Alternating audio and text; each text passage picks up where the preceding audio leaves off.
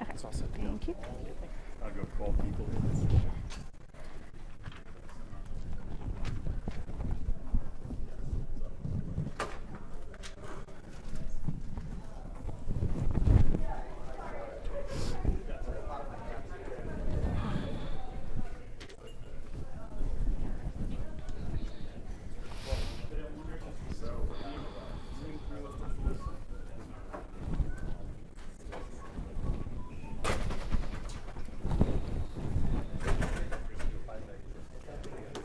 So do you have an overall title or?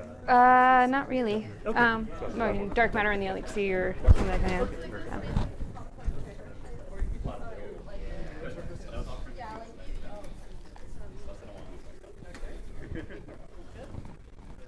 So continuing with our theme of trying to bring you back to the real world, we have Mariangela and Lisanti speaking about dark matter, the LHC. Okay, great. Thank you. So my general topic is going to be to kind of walk you through some of the biggest experiments that are running right now. And so in order to do that in a coherent fashion, I'm going to do it under the general topic of dark matter. So the plan is going to be to just start today with a general overview and motivations for models of dark matter, both astrophysical as well as particle physics. One thing I should say is that this topic is going to have us live very much on the interface between astrophysics and particle physics. So we're kind of going to be going back and forth between the two. This should kind of set us up for at least understanding what the starting points are for many of the experiments that are being designed and are being run today. And so once we have that, then we're going to go into one class of these experiments, which are direct detection. Probably get to this tomorrow, maybe today. And then the last set is going to be indirect detection. And we'll also tie in LHC searches at the end.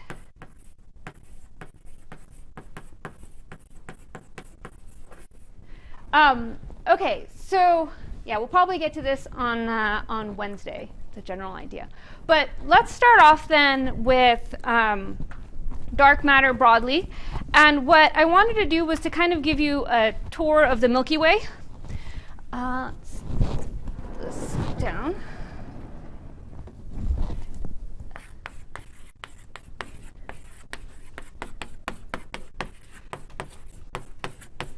So what are all of the different components that comprise our galaxy?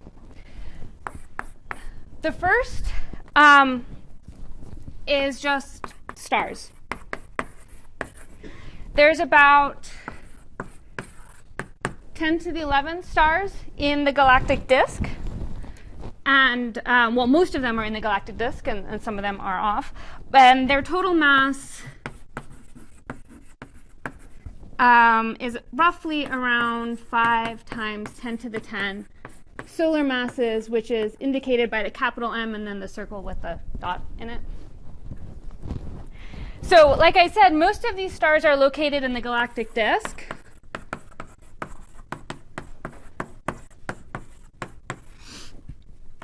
So here's going to be my very simplified artist's impression of this. So here's the disk. So it's actually a spiral, but for now we could just treat it like this. Most of the stars are located in the disk. The disk itself is roughly going out roughly 10 kiloparsecs in radius, and in height roughly half a kiloparsec. And the sun is located roughly 8 kiloparsecs from the center. So we're located pretty far out in the disk, kind of close to the edge. All right, so after the stars, we have the interstellar medium. which is just a combination of gas and dust that kind of is mixed in with the stars. In terms of the total mass, it's pretty negligible relative to the stars. So it makes up roughly 10% of the mass of the disk. And so we're just going to mostly ignore this.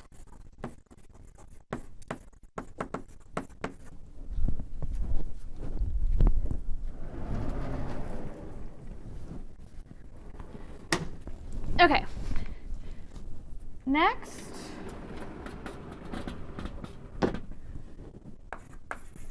part's going to be the black hole, which is just located at the center of the galaxy, and its mass is on the order of 10 to the 6 solar masses.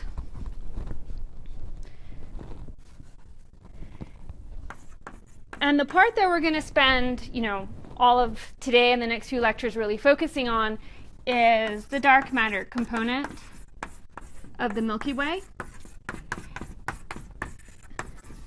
Now, most of the dark matter is in the halo.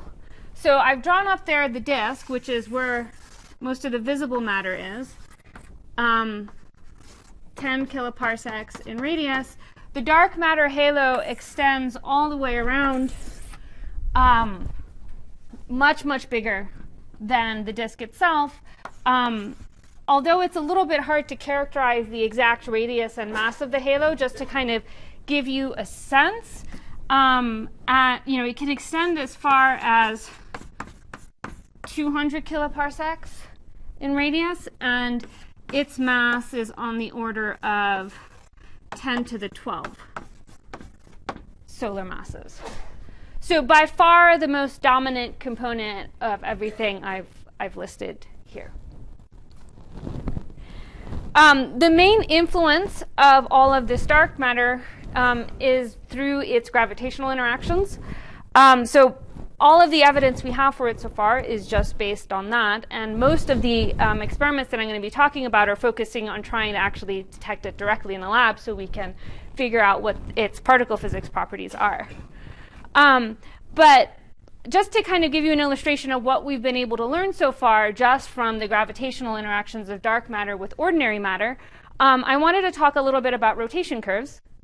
And so the idea behind rotation curves is to use the stars in the disk as a way of tracing out essentially as tracers for the dark matter. So it traces out where the dark matter is going to be. And so in order for the stars in the disk to be a good tracer for dark matter, they need to be collisionless, effectively, right? They have to not really be interacting with each other. And so just as a simple exercise, I want you to take a few minutes and I'll give you a few numbers, but I want you to kind of back of the envelope estimate the time between collisions for stars in the disk. Okay, so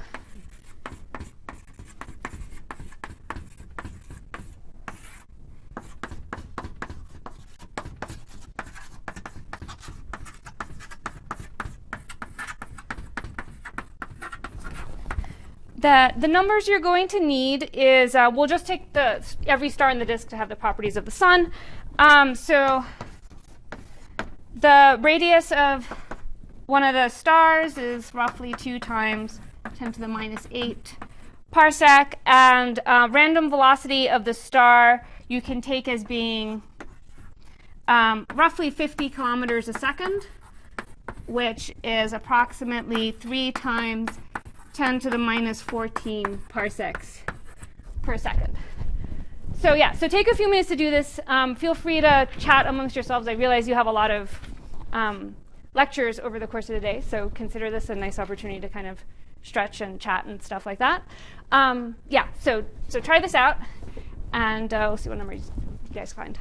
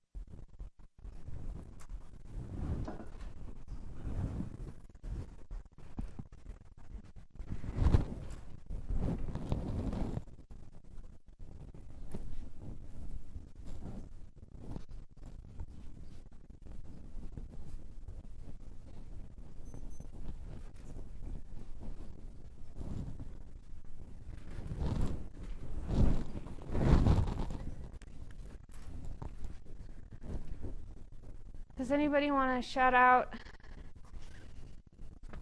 order of magnitude number?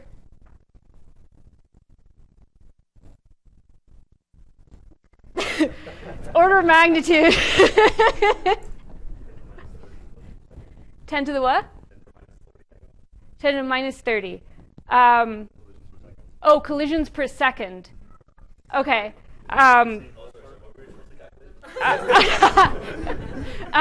Time between collisions. 10 to the minus 30 collisions. Okay, that's probably, so I have it in my notes in years, but yeah, that's probably going to roughly end up turning to years. So yeah, the point is that it's actually a very large number. And so you can, in order to get this right, you need to figure out what the mean free path is between the collisions for the stars. So that's going to be 1 over the number density of the stars times the cross-section for the interaction. So the number density is roughly 0.6 stars per parsec cubed. And the cross-section, which is just going to be pi r squared, very roughly, is going to be on the order of 10 to the minus 15 parsec squared. So that gives us a mean free path that's on the order of 10 to the 15 parsec. And then the time between the collisions is just going to be the mean free path divided by the average velocity of the stars.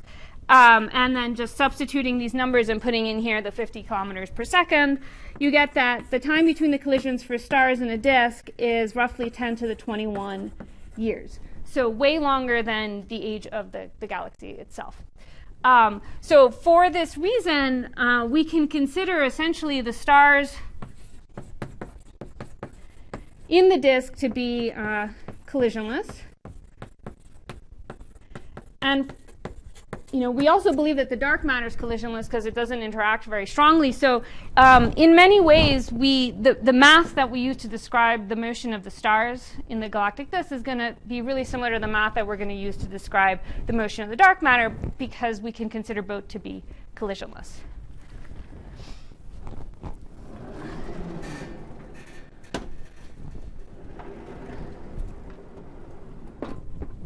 Okay, so if stars are collisionless, then they are good tracers for dark matter, which means that if we follow their motion, we can learn something about where the dark matter is and how much of it is there. And so the sort of canonical example of this, and probably one of the most robust pieces of evidence that we have for dark matter, are rotation curves.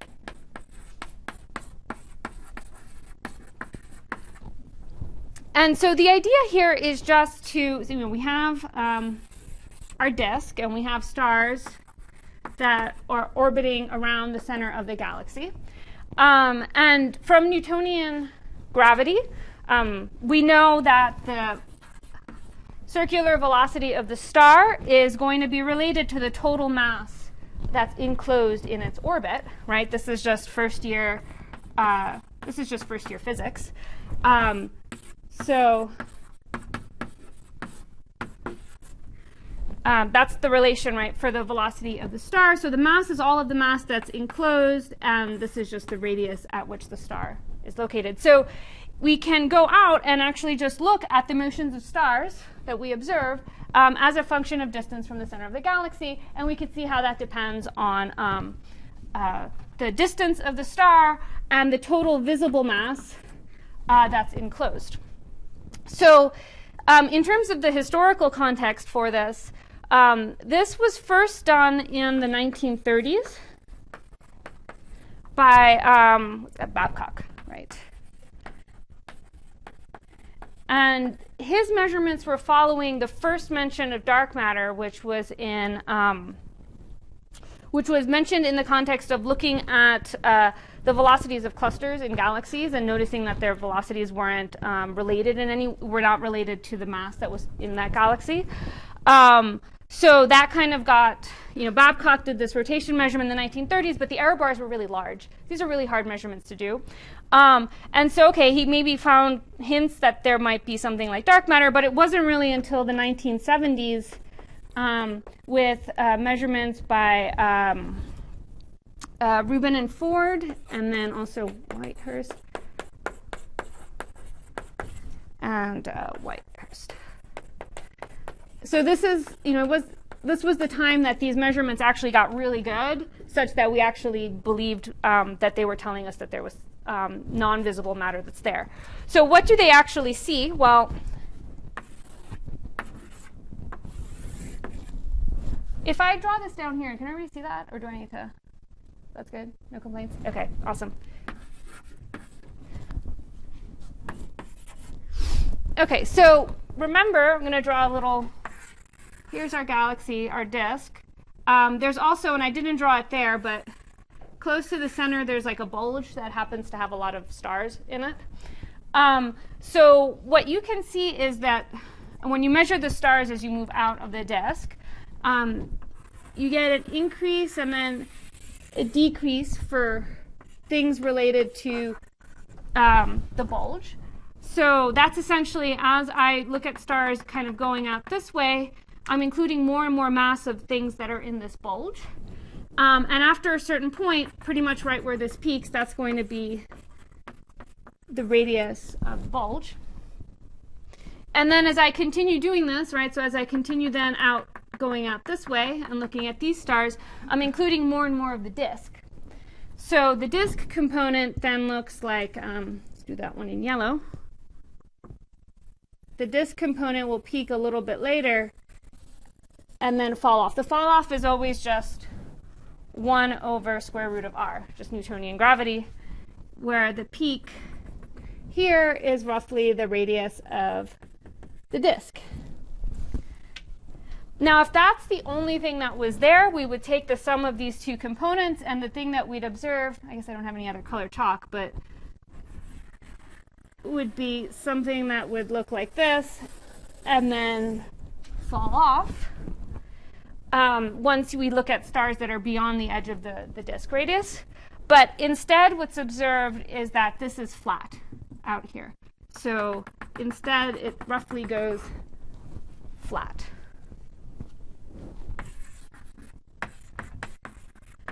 And it's that flat component that's indicating that there's some additional mass that even when we're looking at stars that are out here that are contributing. And so the hypothesis is that if we have a dark matter halo,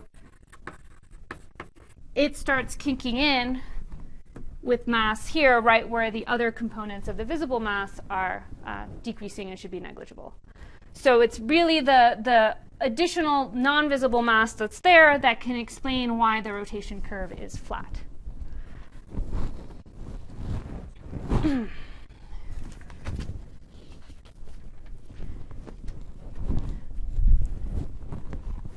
So there's two ways that we can explain this. I've already kind of explained it. Well, there's a dark matter explanation, which is just that there should be more mass there, that there's some new particle or particles there that we're not observing. There's also the hypothesis that Newtonian gravity should be modified.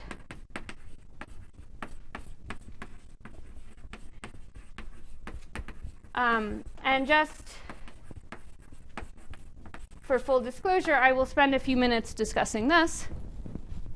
So these types of theories are known as MOND. You've probably heard that mentioned. The general idea behind MOND theories is, well, we've measured gravity very well at high accelerations, but not at low accelerations.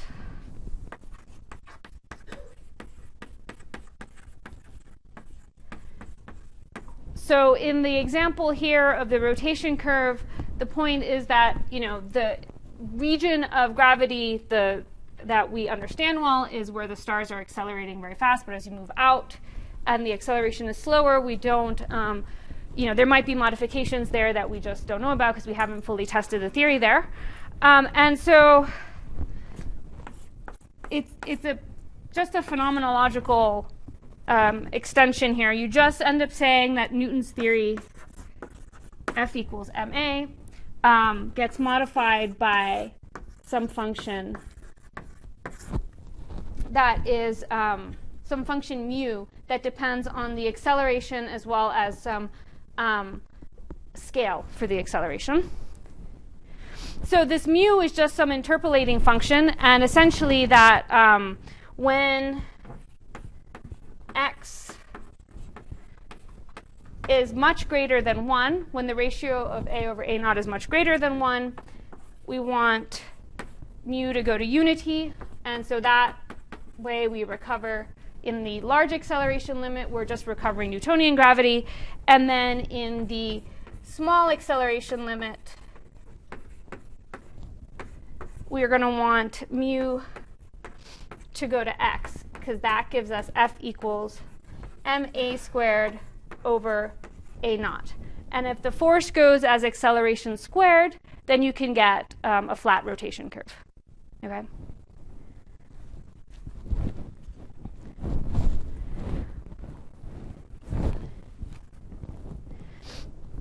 So there's,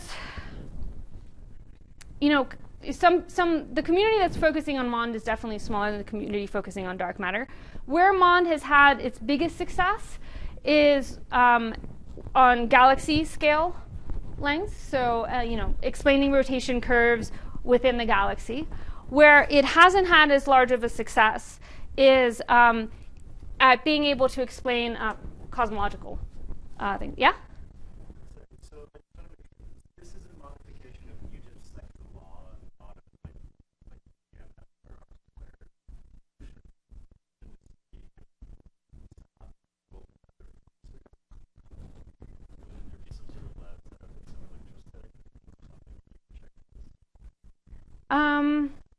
well, I mean, you have to do it at very low acceleration, so I don't think you can do it in the lab.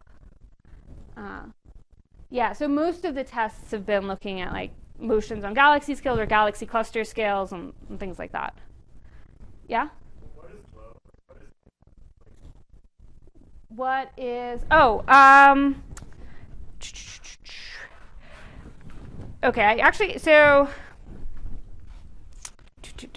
we can figure it out, right? I don't have the number written down, but I mean, essentially, we need to get this.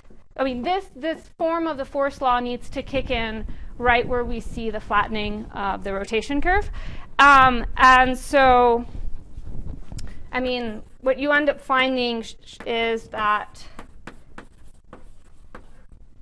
the velocity to the fourth goes as gm a naught. So a naught's going to have to be, the value of a naught is going to be related to the value of the velocity where this is flattened. Yeah. I don't have the number off the top of my head, but we can figure it out afterwards if you want.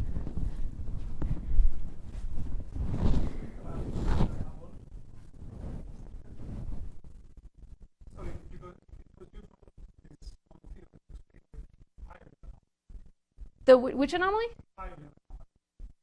Oh, yeah, I'm not so familiar with that. So is it on the order?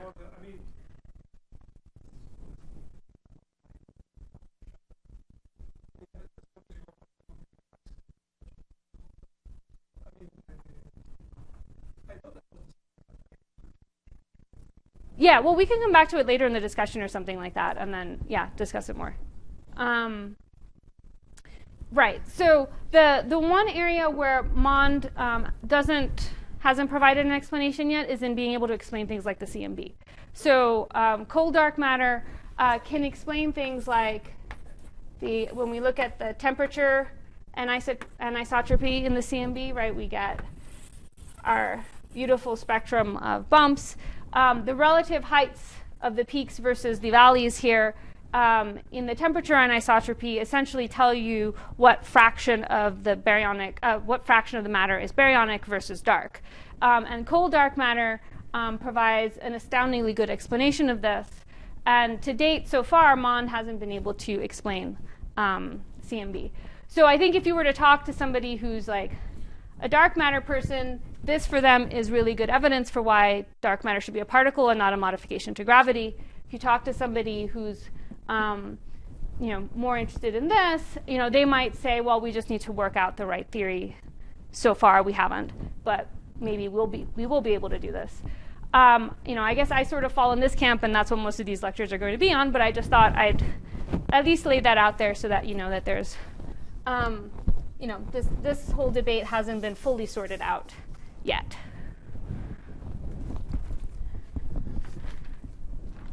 Okay, so for the remainder of the time today, what I want to do is focus on two questions.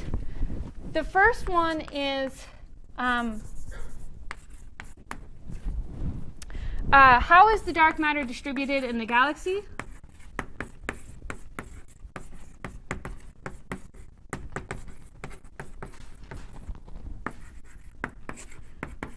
And then the second one is going to be, what is the dark matter mass?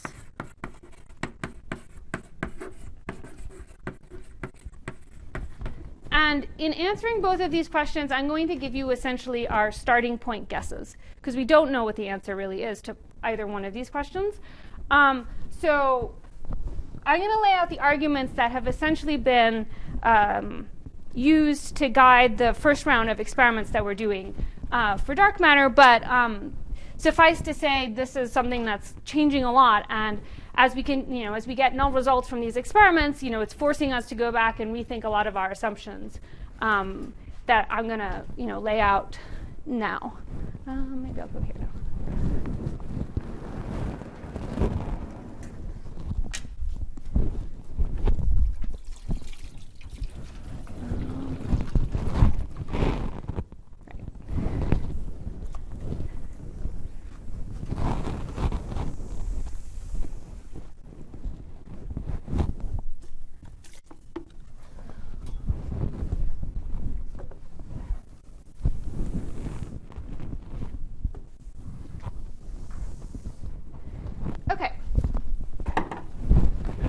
So first question is, how is the dark matter distributed? And so to answer that, we need to answer two things. What is the density distribution of the dark matter, and what is its velocity distribution in the Milky Way? And so as a starting point for that, we're going to go back and actually just revisit arguments that were in some of the original dark matter papers from the 1980s. So some of these papers, for example, there was Goodman and Witten, who were actually the first to propose the method for directly detecting dark matter. And then their paper was followed up by a paper by Drucker, Fries, and Spergel that kind of developed the idea in a little bit more detail and addressed some of the astrophysical issues some more. So both of these were mid-80s.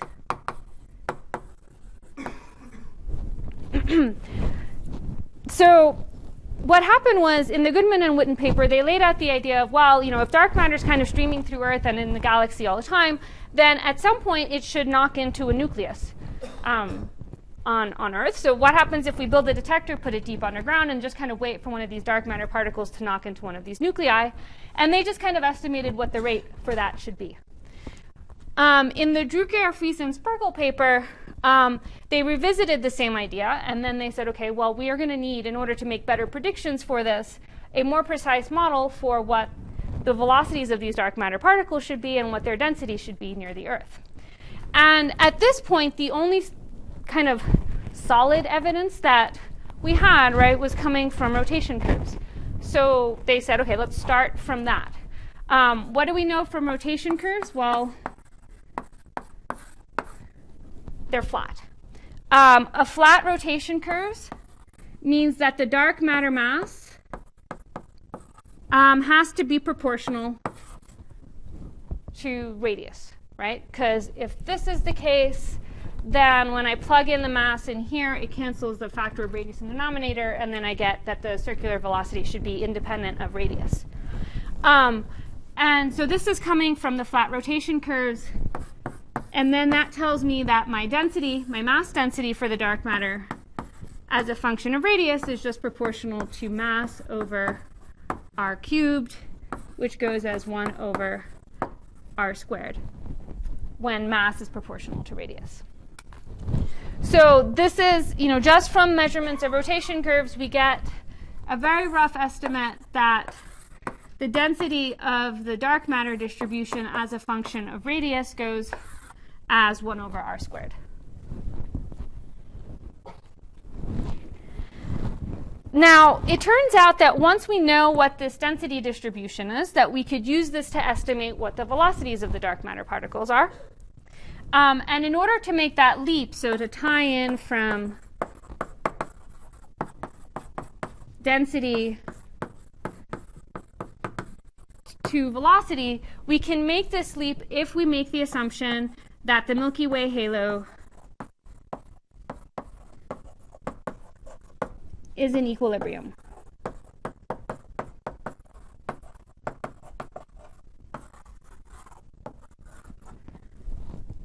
So when I say Milky Way halo is in equilibrium, what does that mean? What does that require in terms of the formation of the halo in general? Are there any thoughts on that?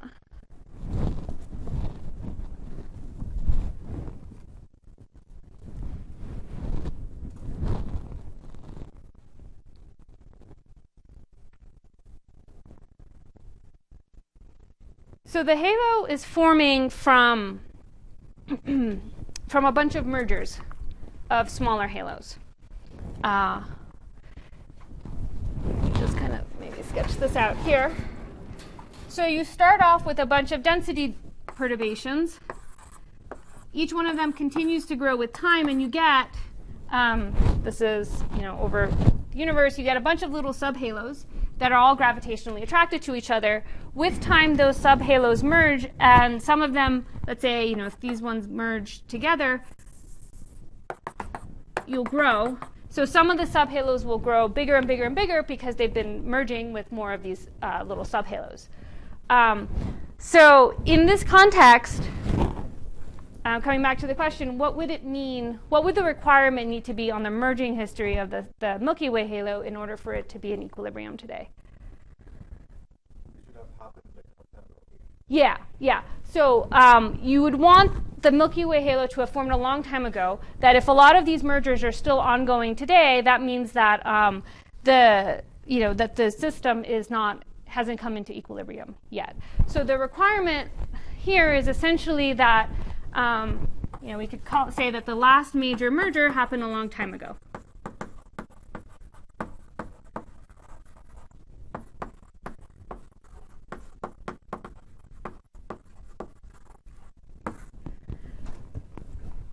Now, it turns out, just generally speaking, that this actually is a pretty good assumption for our Milky Way. The Milky Way is pretty quiescent, so it's not in the middle of any major merger right now, which is probably good for us. Which means that the arguments that I'm going to lay out next are actually fairly accurate, even though there's a lot of simplifying assumptions that have gone in there. Yeah?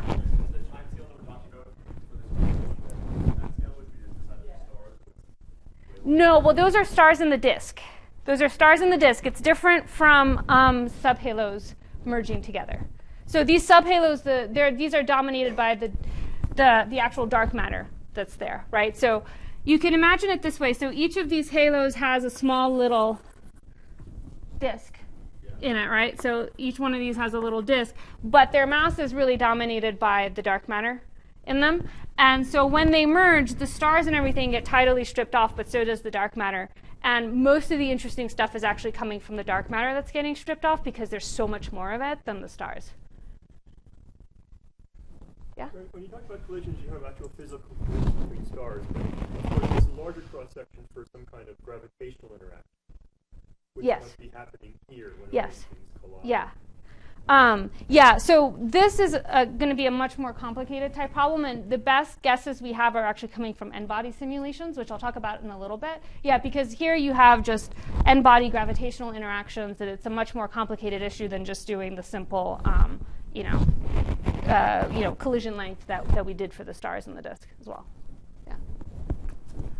Any other questions on this? Okay. So let's run with this assumption that does this also go up? Yes. Okay. Yeah. So let's run with the assumption that the Milky Way is in equilibrium, and that our one piece of evidence is that the velocity, the rotation curve is flat. So that tells us something about the density distribution. So now, how do we relate density to velocity with this assumption that the system is in equilibrium? And so in order to do that, what we need to use is the collisionless Boltzmann equation.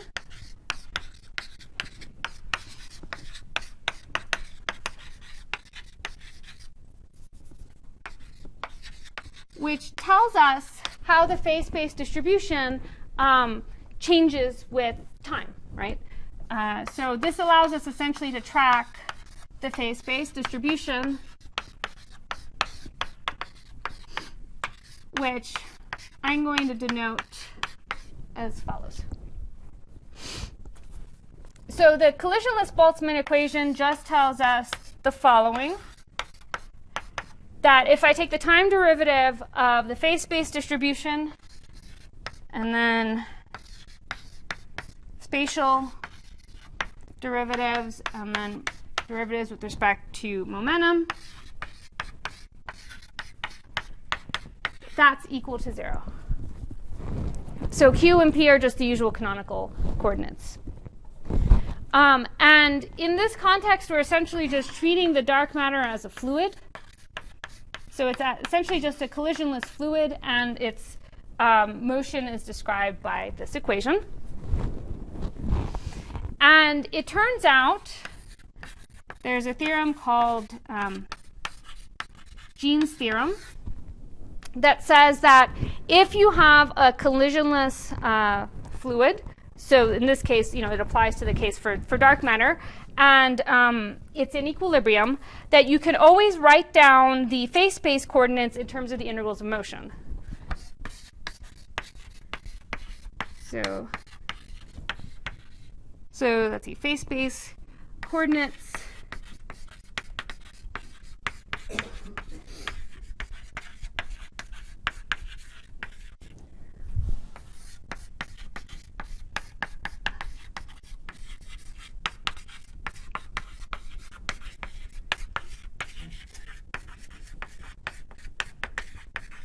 So the phase-space coordinates are only going to be a function of the integrals of motion. And just as a reminder, a function is an integral of motion. So I is the integral of motion if its derivative with respect to time is 0.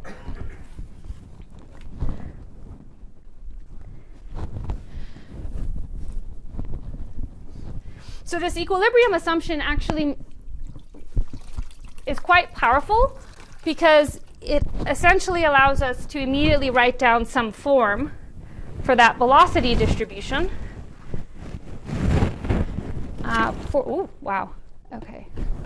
For the dark matter.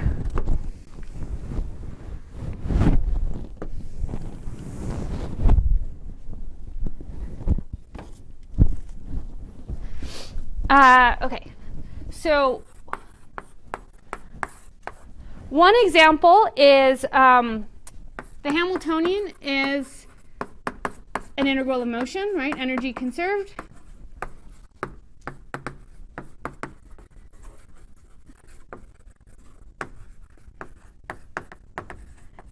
And so by Jean's theorem, I can say that the phase-space distribution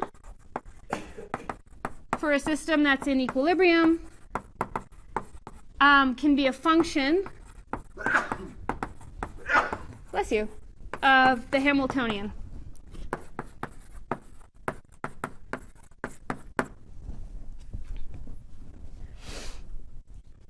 I can also consider more complicated scenarios, for example, where the phase-space distribution is a function of the Hamiltonian and angular momentum, or the total angular momentum, or angular momentum in the z direction. That would give me alternate forms, but we're just going to stick to the simple scenario for this. Is the assumption that the halo does not have a lot of angular momentum as opposed to the disk? Yeah, so if I do this, the assumption is that the halo doesn't have a lot of angular momentum and that its velocities are going to be isotropic, which we actually think is not true. Because we do have some evidence that the halo is more of an ellipsoid. So think of like a beach ball but squished. So it does have a little bit of an angle to it. The uncertainties on this are quite large because in order to do this, we need to essentially use motions of stars and things like that to get an estimate on what the gravitational potential is of the Milky Way. So that this isn't sort of all set in stone yet. But yeah, so this is probably too simple of an assumption, but it's kind of good enough as a starting point. Okay, so I've just used, so this is coming from Jean's theorem, right? So putting it all together, if I have collisionless dark matter, it's in equilibrium and isotropic, and the isotropic thing is just coming from the fact that I only depend on h and not on angular momentum, then the claim is that the density that we obtain from the rotation curves, which goes as 1 over r squared, corresponds to a velocity distribution that is just a Maxwell-Boltzmann.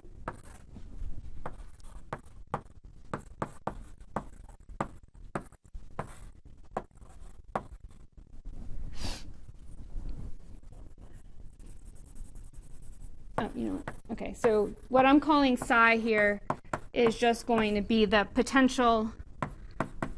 It's just a shifted gravitational potential.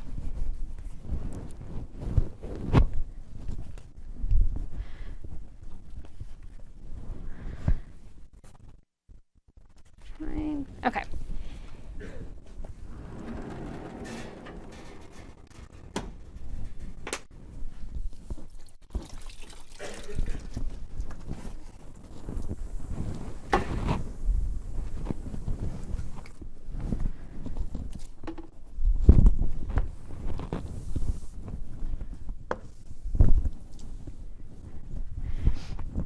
Okay, so I just want us to spend the next few minutes just showing this exactly. So let's do out the proof of this. So the first step here is that we need to relate the density to the gravitational potential psi. So that just comes from the fact that the number density is going to be proportional to the integral over velocities of the velocity distribution. So if I put in a Maxwell-Boltzmann here for f of v, then I find that the density rho is just proportional to E's gravitational potential over sigma squared.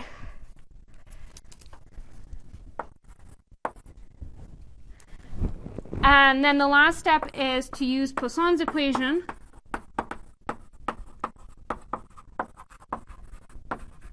to rewrite this in terms of, well, let's see, to relate psi to radius. So Poisson's equation is going to tell us that del squared psi is equal to minus 4 pi g rho.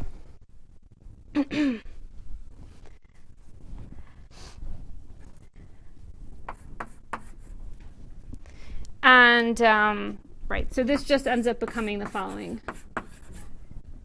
I'm writing this out in terms of expanding the del squared in terms of spherical, doing the spherical expansion.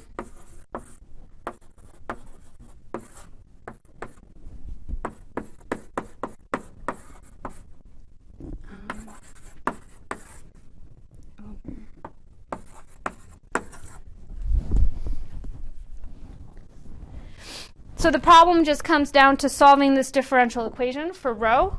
And if we do that, we find that rho just goes as 1 over r squared.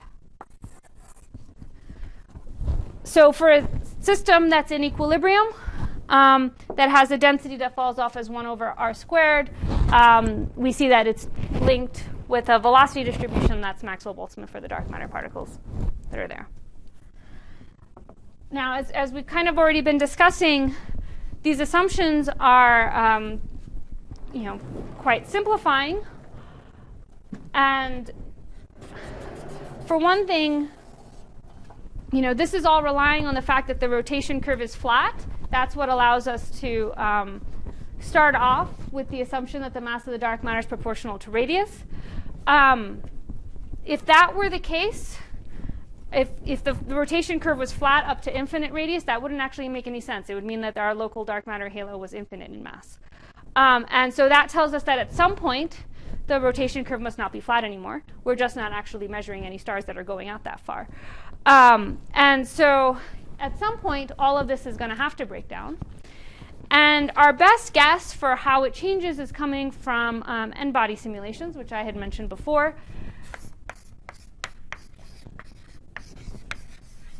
So there's a lot of really phenomenal progress. A lot of really amazing progress has been made on this front in recent years. What these simulations do is essentially follow, you give the simulation initial conditions on what the spectrum of perturbations are, density perturbations, and then it just follows the growth of all of the subhalos, and it follows all of the interactions between all of these subhalos, which is a complicated gravitational problem, and then it sees what we end up with today, effectively. And so from very detailed n-body simulations, we find that typically Milky Way sized halos, so halos that are roughly 10 to the 12 solar masses, have a density fall off that follows what's called a Navarro-Frank-White distribution. And it's essentially a double power law in radius.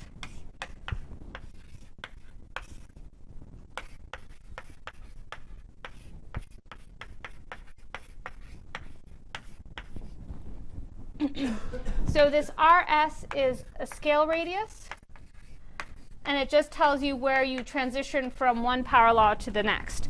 So very roughly, kind of at small r, your density falls off as 1 over r. At large radius, your density falls off as 1 over r cubed. And then there's a transition point in the middle at the scale radius, which is roughly 20 kiloparsecs, where the density fall off is 1 over r squared, which is isothermal. We don't know why. We don't know where this NFW comes from. We can't derive it from first principles. It's actually kind of amazing that most of the simulations always end up kind of spitting out something that's roughly of this form, but we don't really know. We can't derive it. The other thing to note is that all of the simulations so far, the highest resolution ones, only contain dark matter and don't contain any baryons. And the inclusion of baryonic physics, we expect will actually change things quite a bit, and in particular will change things down here at small radii, where you start becoming very sensitive to what's going on in the disk. Like if you have supernova explosions or the black hole ejecting energy, that could redistribute the energy and the matter close to the galactic center, and it can change this density distribution. For example, it could flatten it out or can make it more cuspy. So that's something that's considerable uncertainty in terms of what's going on close to the center of the galaxy.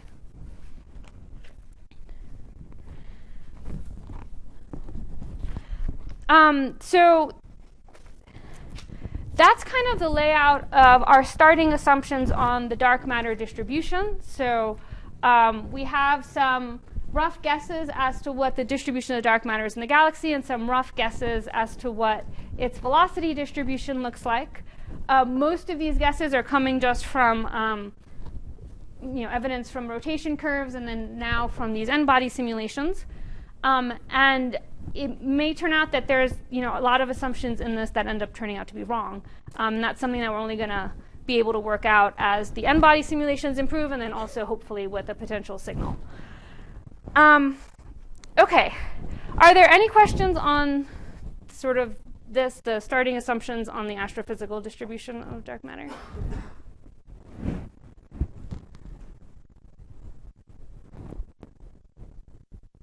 No? Oh, yeah. I would have thought that's going in kind of what you were at again, because collisions would kind of, that's what happens with a gas.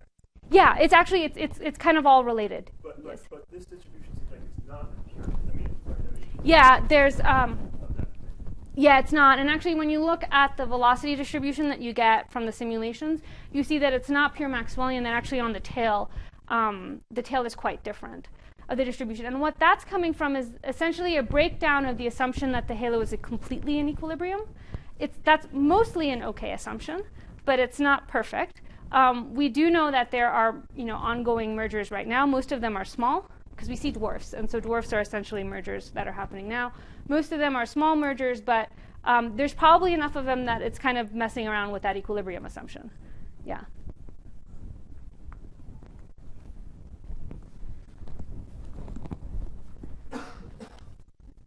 Any more questions? No? If not, then I'm going to move on to our starting assumptions on the particle physics nature of dark matter.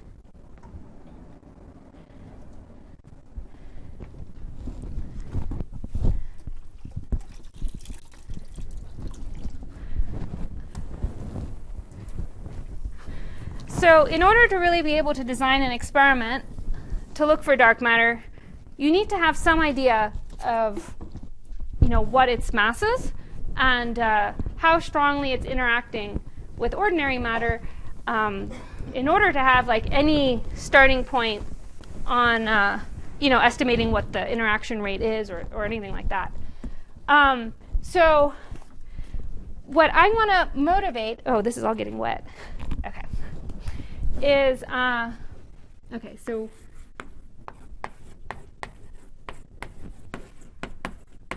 in the remaining time that we have, I want to just lay out the argument for the WIMP miracle, which has kind of been the guiding force up until now. And I'm going to put it in quotes. So the WIMP miracle motivates weakly interacting dark matter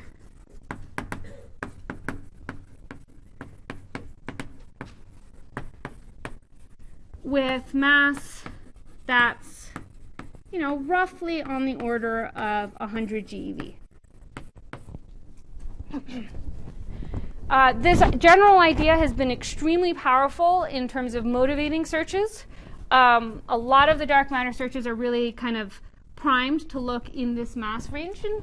One of the reasons why this has gained a lot of traction is because many models, BSM models that we believe are well motivated for other reasons besides dark matter, tend to actually also give you a dark matter candidate with a mass in this region. So an example of that is in supersymmetry. You tend to get dark matter candidate, like neutralino is one of the lightest stable SUSY partners. It's neutral. You can get masses in this in this range, and so put together, this actually ends up being a very well motivated place to start looking. Now I've put this in parentheses, which I'm going to revisit again at the end, because I don't want you to take the miracle thing too literally. It's not actually that much of a miracle. And as many of these models are starting to get constrained by current experiments, I think it's forcing us to kind of go back and revisit this and really ask ourselves, wait a minute, how miraculous is this? And how should we start moving away from this initial assumption? But before we get that, we just kind of should outline exactly what's going into this argument for WIMP miracle. So the WIMP miracle comes about by being able to explain what the observed density of dark matter is today, right? So in the early universe, we have dark matter particles that are zipping about. They're in equilibrium with themselves. They interact. They give you standard model particles. Standard model particles interact. They give you dark matter particles. And everything is in equilibrium. But as the universe continues to expand, at some point, the dark matter particles are not going to be able to find each other anymore. And at that point, the equilibrium is essentially broken. And that ends up setting what the dark matter density is that we observe today. So said another way, at high temperatures, we know that the dark matter is in equilibrium. Then, as the universe continues to expand,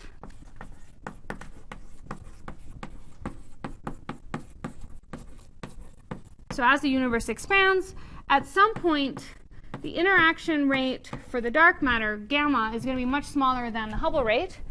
And it's at this point that the dark matter particles can't find each other anymore. And so what happens at that point is called freeze out. And that ends up setting the dark matter density today.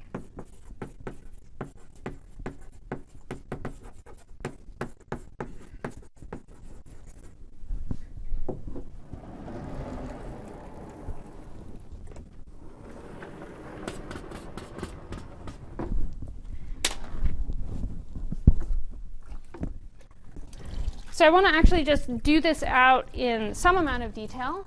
Yeah, we have enough time. So you can see how this actually works out when put it all into the equations. Whoa.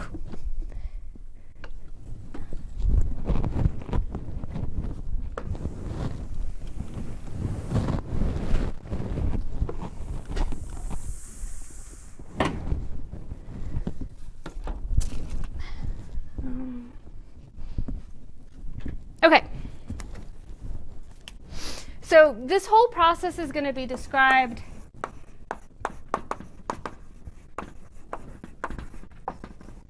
by the Boltzmann equation. And in particular, we can write it down as follows. So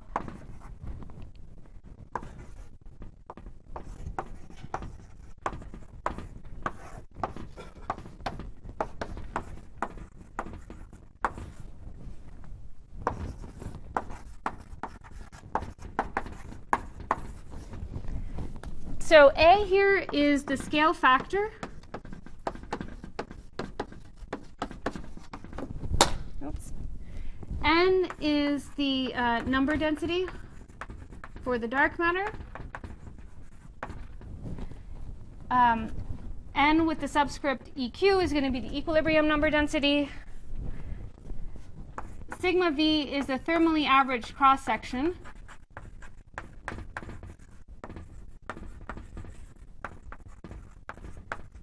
Cross-section times velocity. Oops.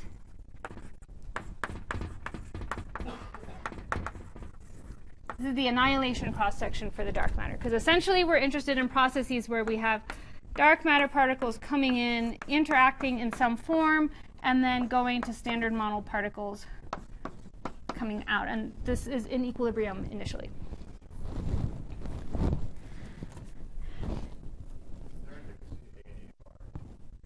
A and A bar. Oh, no, this is to the -3. Yeah. Sorry. Yeah, that was a big minus. OK, so it'll be useful to rewrite this in a form that's going to be a little bit more illuminating. And so we're going to go through just a little bit of algebra here just to make that transition. The first step is to rewrite this in terms of temperature.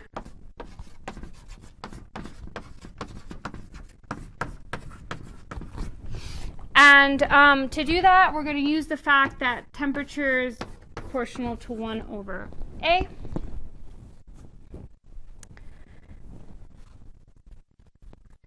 And then I'm also going to define the quantity capital Y as being number density divided by temperature cubed. And similarly, Y with an EQ is going to be equilibrium number density divided by temperature cubed.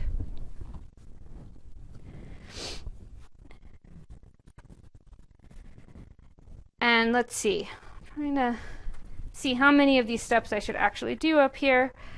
So the first thing we get by making the substitution with the y is we can rewrite this equation as follows. dy dt equals temperature cubed sigma v y equilibrium squared minus y squared.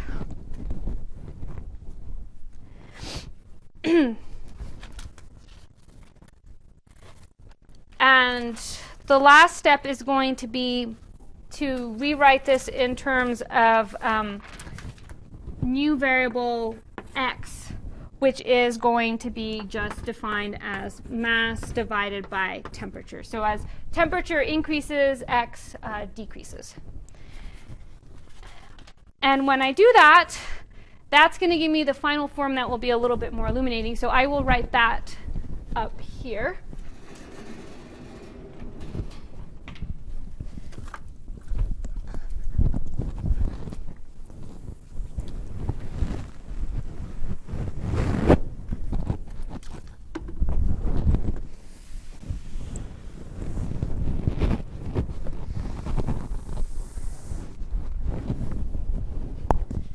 All right, so what we've got is the following. I'm going to write it nice and big because we're going to spend some time thinking about this.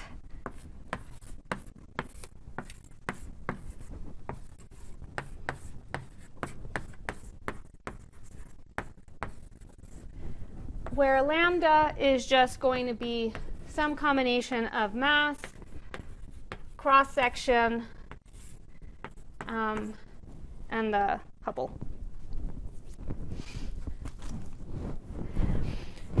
So this is the main equation that describes the freeze-out process for dark matter.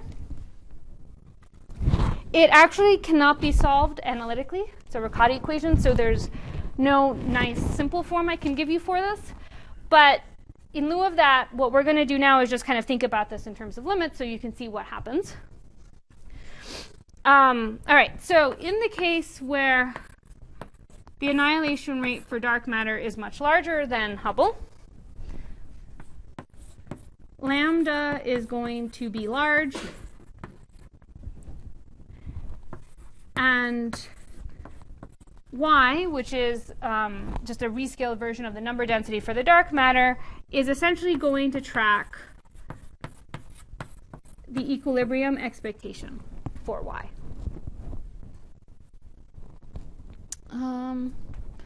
Where should I draw this?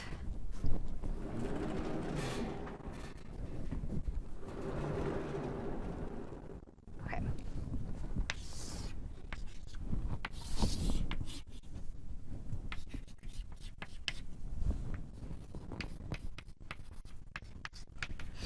So in that limit, where the annihilation rate for the dark matter is much greater than h, the number density for dark matter looks like what you'd expect if it were just in equilibrium. It looks something like that, falls off exponentially.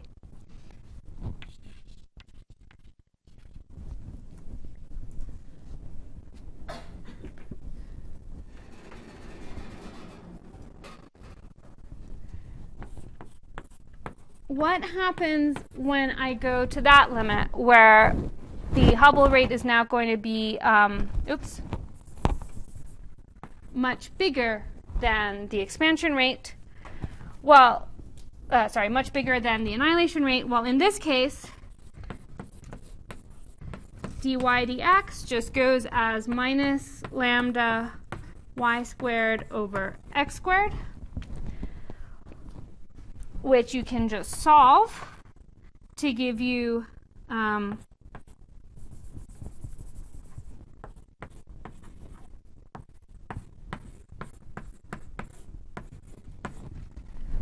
the following. Essentially, this ends up giving you the fact that the number density of dark matter at infinite time is a constant.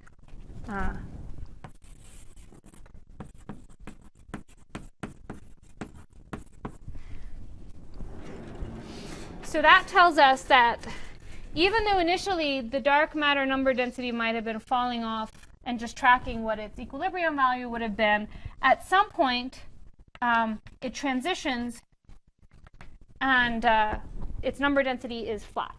The expected number density is going to be flat. Where this transition is occurring at the point where the Hubble rate is much greater than the annihilation rate.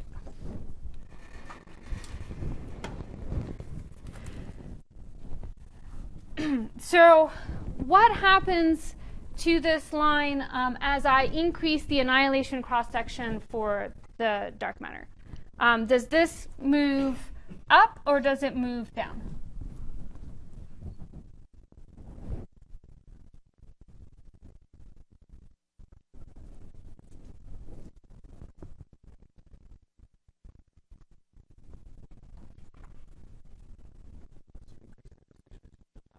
Move down. Why? Because you're annihilating more. Mm-hmm. So then you expect to have less remaining. Exactly, yeah. So as I increase the annihilation cross-section, annihilating more, so there's going to be less that's going to be there today. So as sigma v increases, the number density today decreases, okay? I mean, said another way is that as the annihilation cross-section increases, my lambda increases, and this constant's going to decrease, okay? So once the number density flattens out, this here, I mean, this is the freeze-out process. This essentially sets the number density that we observe today. And that is something we measure, right? So that's something we get from CMB measurements, first from WMAP, and now with even greater precision from Planck. So we know what that number is. And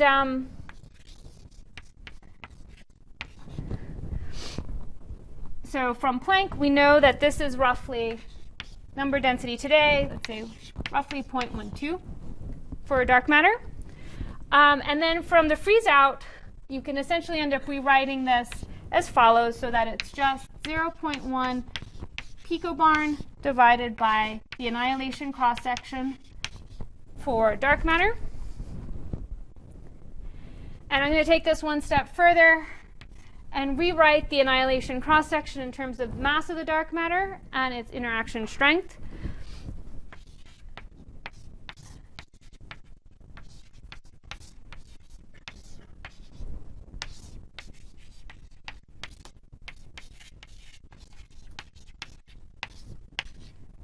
Okay, so alpha here is just the coupling strength for dark matter with visible matter, and this is the dark matter mass.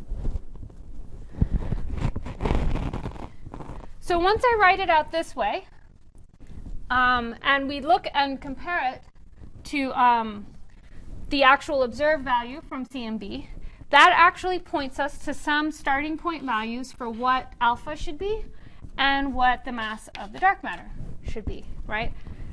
I don't actually have that much wiggle room here. This is 0.12, this is 0.1.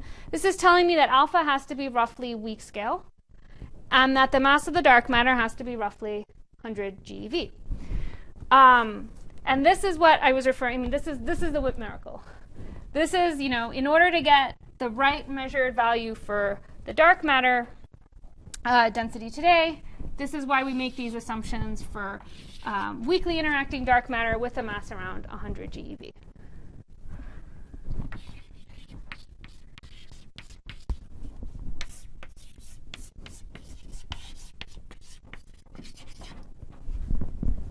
And like I said, this has really been a guiding force in experimental searches for dark matter for the last 20 or so years. But we are left with this question of just how good of an assumption is this? So by staring at this a little bit, can you guys come up with some other way that maybe we can break this WIMP miracle?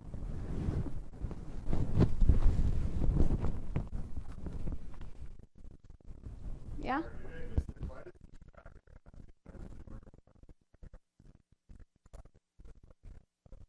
You didn't miss it. Yeah. That's actually, I mean, yes. We can write it out like this, and it's suggestive. So okay, so maybe it should be the WIMP suggestion and not the WIMP miracle. But yeah, that's exactly the point, is that what this is constraining is the ratio of these two quantities. It's not necessarily constraining the individual values. And what the WIMP miracle is telling us is just, well, it's nice, like you can actually choose individual values that would be in a region that we can actually explore experimentally, but that there are other scenarios that could very well exist. So for example, the classes of models that, if I use this, well, oh yeah, this is fine for now. So the classes of models like what you just suggested, those are called WIMP-less models. And so with these models, we can take alpha to be much smaller than unity, while fixing alpha squared over m squared. So these types of models were explored by Feng and Kumar, actually not very long ago.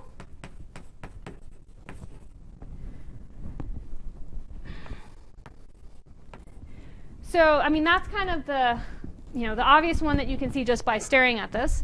But there's other ways that we can avoid the WIMP miracle. So far, everything that I've written down here was assuming that the annihilation for dark matter to standard model was 2 to 2. I have 2 dark matter particles coming in, 2 standard model particles coming out. I can change that assumption. And in particular, if the relic density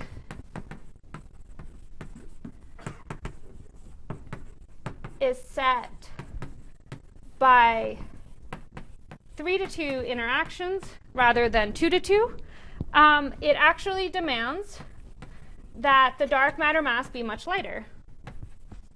And in particular, it's roughly on the order of a GeV. These scenarios were recently explored in the context of what's called strongly interacting SIMP miracle, strongly interactive massive particle. So these are SIMPs. Let's see, so this was like 1402, 5143. So this was Hochberg et al. And then Carlson, Machacek, and Hall also had a paper on this. And the last that I'm just going to list here, I'm just kind of giving you a sampling. There's a whole set of different ways that we can move away from the WIMP miracle. The last thing that's people have been thinking a lot of recently is called asymmetric dark matter. And in this case, you actually say, well, maybe using the measured dark matter abundance today is not really the right starting point for for setting the dark matter mass. And maybe what we should be focusing on is the fact that the ratio of dark matter mass density to the baryonic mass density is roughly 5. This is something that's been observed. We've measured it. We don't really know why. Maybe it's pure coincidence. Maybe it's not.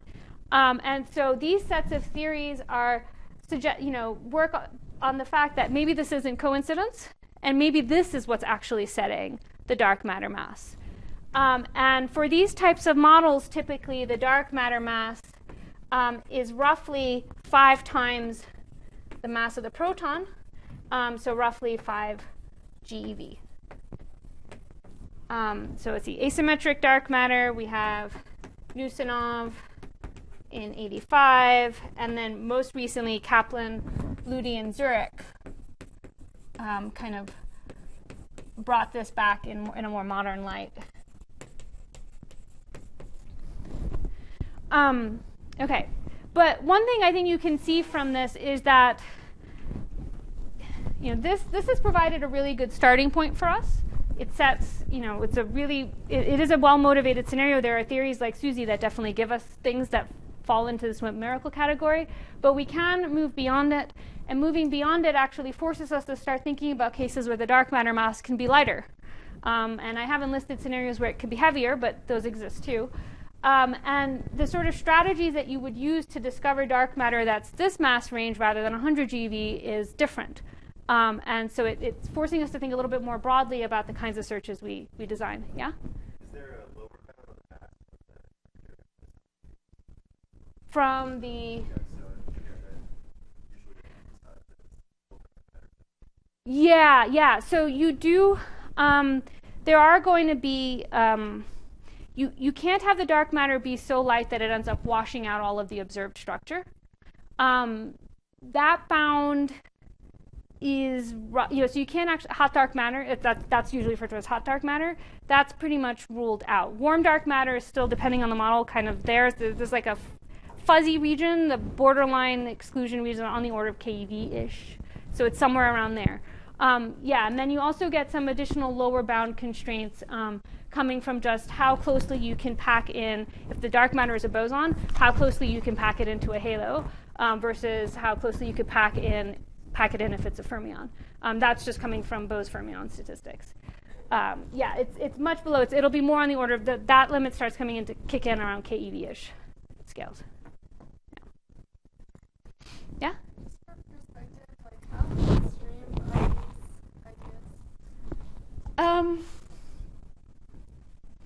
Most of the searches are geared towards that. These models have gained a lot more attention, probably over the last few years, I'd say, mainly coming from the fact that direct detection searches, which we'll talk about more tomorrow, are starting to place some pretty tight constraints on the 100 GeV range. And so people are starting to think, well, maybe that's been the wrong assumption, and maybe we should start exploring other mass regions. Oh, one way to go is light dark matter. Can we actually get that theoretically? And so there's been a kind of more model building in this area more recently as a result of that. Yeah. Do we have bounds on upper bounds on mass? Yeah, coming from unitarity constraints. Yeah, but that's on the order of tens of TeV. Yeah.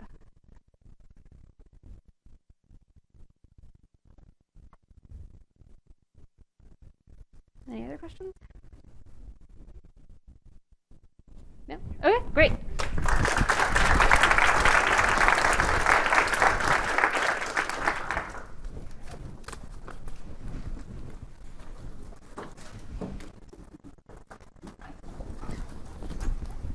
So does the NFW profile apply to halos around clusters of galaxies as well, or is it just for halos around galaxies? Yeah, people use it also for clusters. But for clusters, it starts becoming really important to include, because there's substructure. So the NFW profile is assuming that the density distribution is smooth. Right. But